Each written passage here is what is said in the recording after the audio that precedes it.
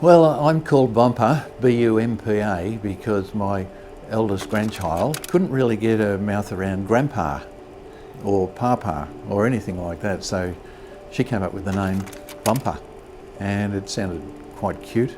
Because of my interest in classic cars, and classic cars have bumper bars, it seemed to resonate quite well. And apparently in some other languages, Bumper is a legitimate word of acknowledgement for a grandfather. So, well, I was born way back in April 1952, and I was born at a hospital in Moreland, and I attended the Pascoe Vale South State Primary School, then went on to Strathmore High School.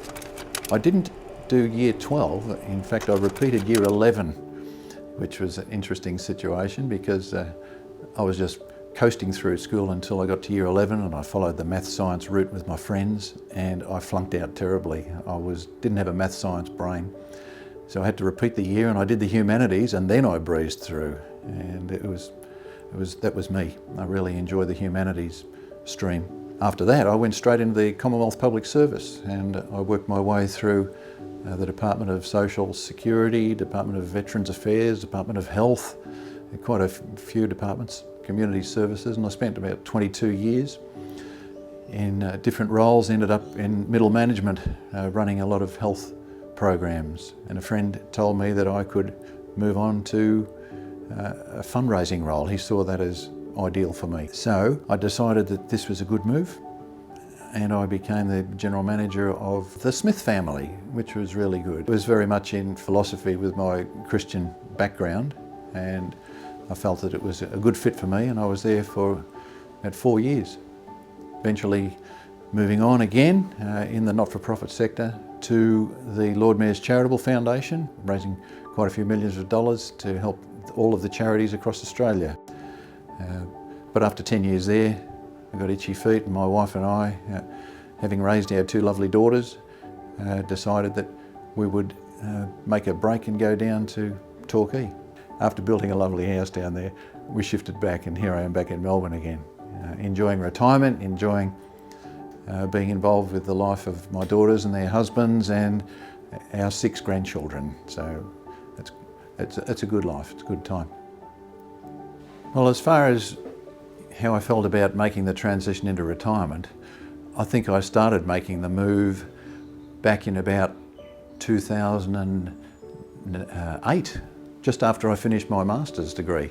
And I decided that I was going to back off from work. I'd been working very hard and very long hours, and I've always given 110% in whatever job I've been doing. But it was starting to wear me down, and I was starting to feel very weary. Some mornings I'd wake up and think, here we go again. So I decided in about 2008 to put it to the board of management where I was working at the Lord Mayor's Charitable Foundation that I back off to a 9-day fortnight. I enjoyed having that extra flexibility, and that enabled me to feel that I was spending a little bit of extra time with my wife and not putting in as long hours, and also with daughters and grandchildren and other families to get more involved with. I had a little bit of opportunity there too. But when I made the move down to Torquay, the Geelong Community Foundation, the position that was offered to me there, they said they only had enough money to offer me 2 days employment a week. So that was a big change from 9 days a fortnight, but I thought, well, I'm ready for semi-retirement now.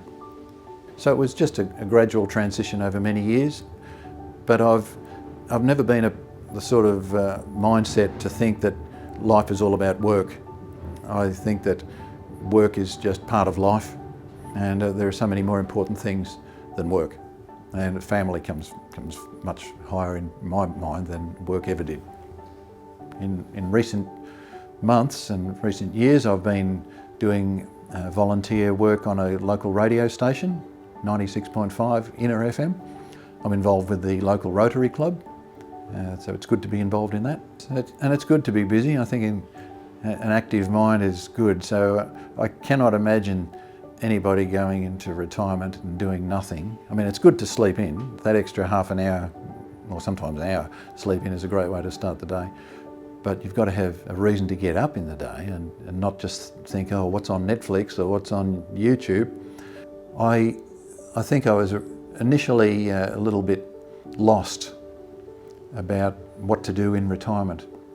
So I had to go out of my way to find things that would interest me and occupy me, hence the radio work and hence the Rotary Club involvement, the exam coordination and the mentoring, and of course the old car restoration. I had to go out of my way to find things that would not just consume my time, but enable me to invest my time.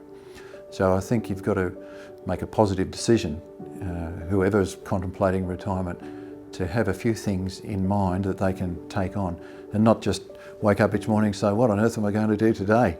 You've got to have something. I think I need motivation, and I need to be able to think forward and have something to plan for.